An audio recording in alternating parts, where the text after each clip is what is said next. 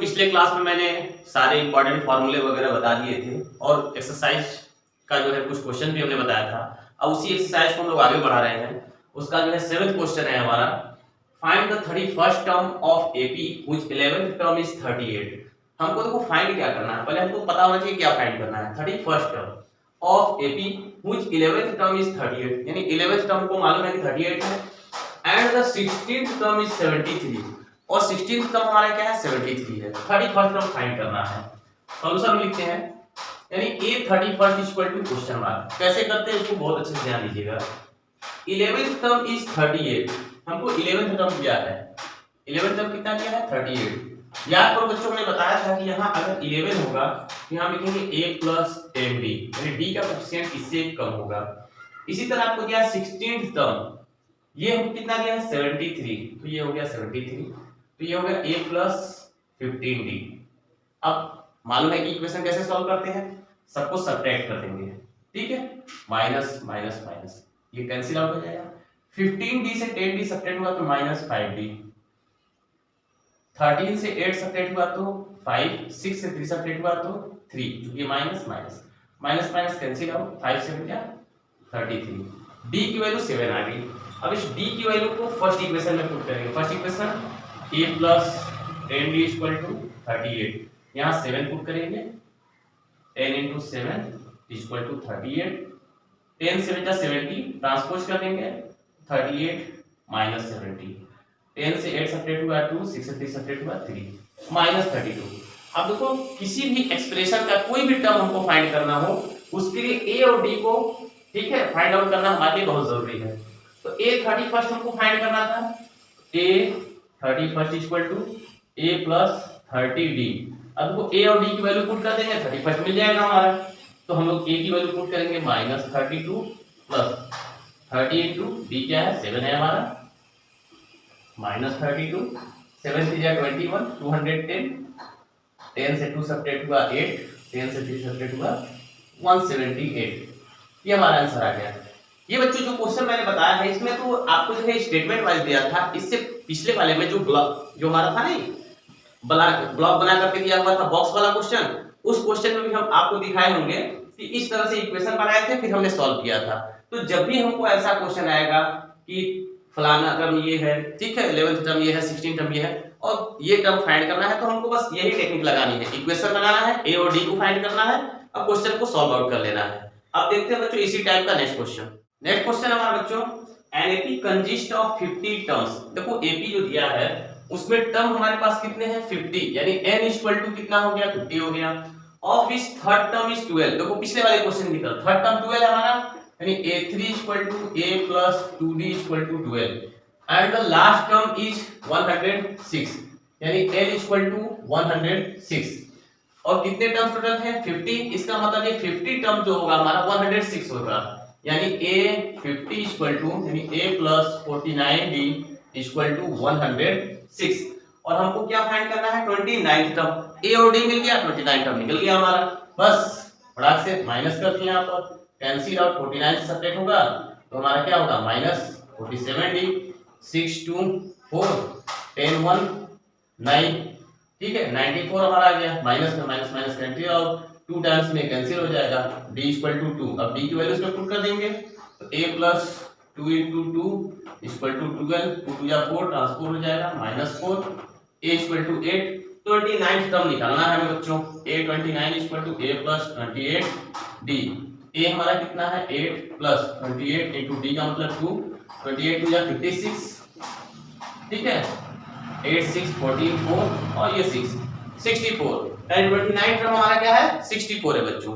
इसको एक और टेक्निक से हम करना चाहें अगर, ठीक है वैसे भी कर सकते थे, लेकिन हम चूंकि जो प्रोसेस बता रहे हैं आपको उसी प्रोसेस पे करिए, ज्यादा प्रोसेस अभी सीखने की जरूरत नहीं है आपको, ठीक है। नेक्स्ट क्वेश्चन पर आते हैं। नेक्स्ट क्वेश्चन हमारा बच्चों, if the third and ninth term of AP is 4 and minus 8। देखो थर्ड टर्म दिया है और नाइन्थ टर्म आपको दिया है, which term of this AP is 0। कौन सा टर्म जो होगा एपी का वो 0 होगा। जब भी विच टर्म की बात करेगा तो तुरंत आप करिएगा let n terms be 0। Solution लिखिएगा, लेट एन टर्म्स बी 0, ठीक है बच्चों। यानी an इक्वल टू हमारा क्या हो जाएगा 0 हो जाएगा। ठीक है, अब इसमें हमारा क्या दिया है, थर्ड टर्म दिया है 4 और नाइन्थ टर्म दिया है 8, यानी a3 equal to a plus 2d equal to 4 और a9 यानी a plus 8d equal to क्या दिया है -8। सेपरेट कर दीजिए, माइनस माइनस ये प्लस हो जाएगा, कैंसिल आउट, ये सेपरेट हुआ -6d 8 4 12 cancel out, d equal to -2, ये -6 से -2 हो गया। अब d की वैल्यू इसमें पुट कर दो, a plus 2 into -2 equal to 4, 2 2 या -4 ट्रांसपोज हो जाएगा तो बच्चों +4 हो जाएगा, a हमारा +8 आ गया। अब हमको an यानी कौन सा टर्म हमारा 0 है, an इक्वल टू 0, तो फार्मूला होता है a plus n minus 1 into d equal to 0। अब a और d की वैल्यू पुट करेंगे, n हमारा फाइंड आउट हो जाएगा, हमको n फाइंड करना था। ठीक है, तो a हमारा कितना हो गया 8 प्लस n माइनस 1 और d हमारा हो गया -2 इक्वल टू 0। तो ये 8 इसमें मल्टीप्लाई -2n इसमें मल्टीप्लाई +2 इक्वल टू 0, 8 टू 10, 10 को उधर ट्रांसपोज कर देंगे तो -10 माइनस माइनस कैंसिल आउट, 2 5 जा 10, n इक्वल टू 5। ठीक है, यानी इसका फिफ्थ टर्म हमारा 0 होगा, इसका फिफ्थ टर्म हमारा क्या होगा 0 होगा, तो यहां लिखेंगे हेंस। ठीक है, फिफ्थ टर्म इज 0। समझ गए बच्चों, तो इस तरह से क्वेश्चन पूछेगा और आसानी से हम लोग सॉल्व कर लेंगे। नेक्स्ट क्वेश्चन पर आते हैं बच्चों, ये बहुत ही अच्छा क्वेश्चन है, आपके लिए देख सकते हैं। क्वेश्चन क्या है, the 17th term of an AP exceeds its 10th term by 7। Question को समझिएगा, क्वेश्चन हमारा क्या कर रहा है, इसका जो 17th टर्म है हमारा यानी a17 जो है इसके 10th टर्म यानी a10 से कितना ज्यादा होता है, एक्सीड्स का मतलब ज्यादा होता है बच्चों, इसका मतलब समझिएगा, इसका मतलब क्या होता है ज्यादा होता है। ठीक है ना, उतना ज्यादा है, तो ये कम है इसलिए इसको हमको कितना ज्यादा बताना है, 7 प्लस कर देंगे तो दोनों इक्वल हो जाएंगे हमारे, तो +7।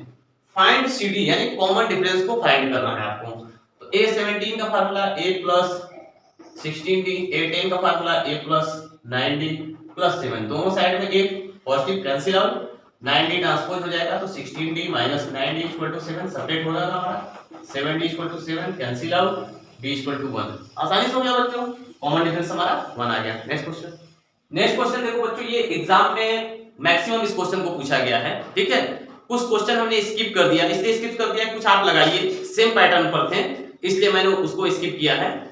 अब इसके बाद ये क्वेश्चन नंबर 13 पर मैं आया कि how many 3 digit numbers are divisible by 7, यानी 3 डिजिट के ऐसे कितने नंबर हैं जो 7 से डिविजिबल है। तो सॉल्यूशन में हम आते हैं, सबसे पहले हम ये स्टार्ट करें कि 3 डिजिट के नंबर कौन कौन से होते हैं। तो अगर हम देखेंगे तो 100 101 102 इस तरह से एंड सो ऑन 999। लेकिन इसमें उन्हीं नंबरों की क्वांटिटी हमें बतानी है जो डिविजिबल बाय 7 हो। ठीक है बच्चों, अब देखो 100 को अगर हम 7 से डिवाइड करते हैं, यहाँ देखो 100 को 7 1 जा 7 3 0 7 4 जा 28 2। अब देखो ये हमारा 2, अब ये तो डिवाइड हो नहीं रहा है। ठीक है बच्चों, अब अगर यही क्वांटिटी यहाँ पर ऐसा क्वांटिटी होता है जो मल्टीपल ऑफ 7 हो जाता है, मल्टीपल ऑफ 7, तो यहाँ 2 है यानी कितना अमाउंट ये कम है इससे, तो 7 माइनस 2 किए तो कितना अमाउंट कम है 5। अगर यहाँ 5 अमाउंट बढ़ जाए तो ये नंबर 7 से डिविजिबल हो जाएगा। ये अमाउंट देखो बच्चों इससे कितना कम पड़ रहा है, 7 से 2 माइनस किए तो 5। अगर इतना अमाउंट और इसमें आ जाता ये नंबर हमारा डिविजिबल हो जाता। यानी अगर 100 में 5 को ऐड कर दें कितना आ रहा है 105, यानी 105 पहला ऐसा नंबर है जो 7 का मल्टीपल है और 7 से डिवाइड होगा, तो फर्स्ट नंबर हमको मिल जाएगा 105।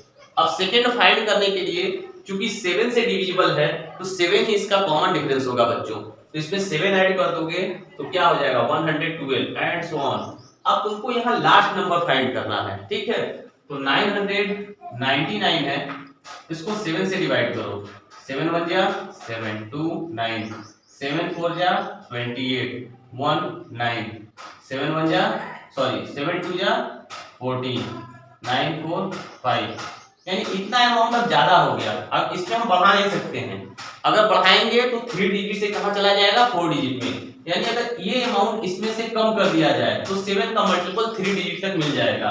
तो लास्ट वाले में हम माइनस करेंगे और फर्स्ट वाले में प्लस करेंगे, ये हमेशा याद रखना बच्चों।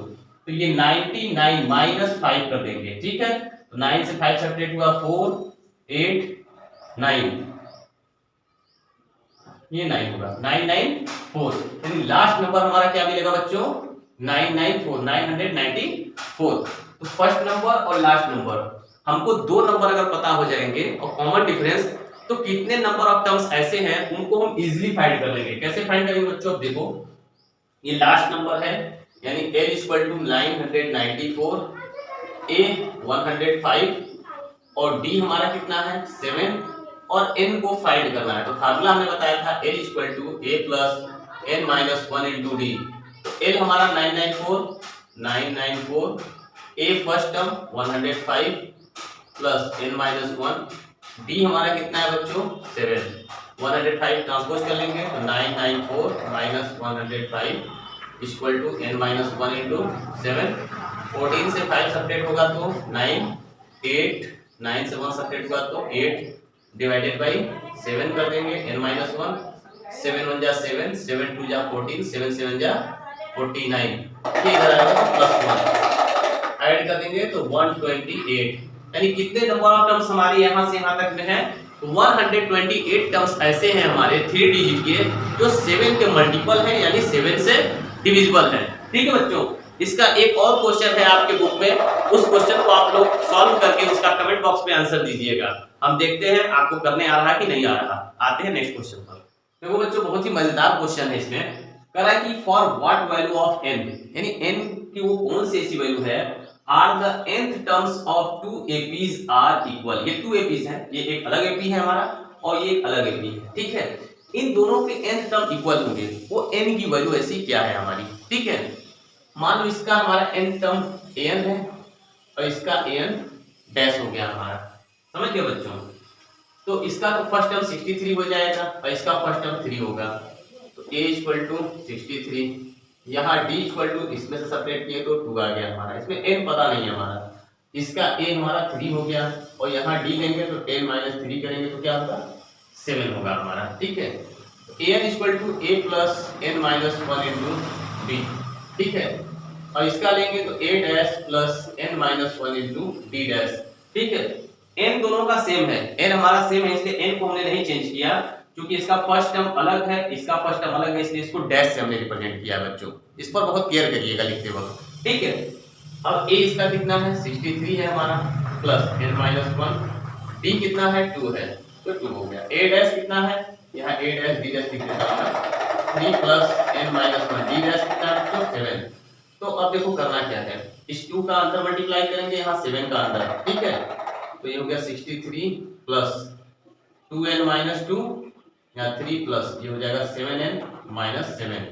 अब n वाला टर्म्स एक तरफ होगा और कौन नंबर पे 63 से 2 सब्ट्रैक्ट हुआ 61 माइनस 7 प्लस 3 माइनस 4 होगा, ट्रांसपोज होगा इधर तो प्लस 4 और ये 7n 2n इधर जाएगा तो माइनस 2n, ये हो गया 65, इसको सब्ट्रैक्ट किए तो 5n, 5 से 13 टाइम्स में, यानी 13 टर्म दोनों का एक ऐसा टर्म्स है बच्चों कि दोनों के लिए वो क्या होगा हमारा nth टर्म इक्वल होगा हमारा। इस क्वेश्चन को मोस्ट इंपोर्टेंट क्वेश्चन में नोट कर लीजिएगा आप लोग। नेक्स्ट क्वेश्चन पर आते हैं।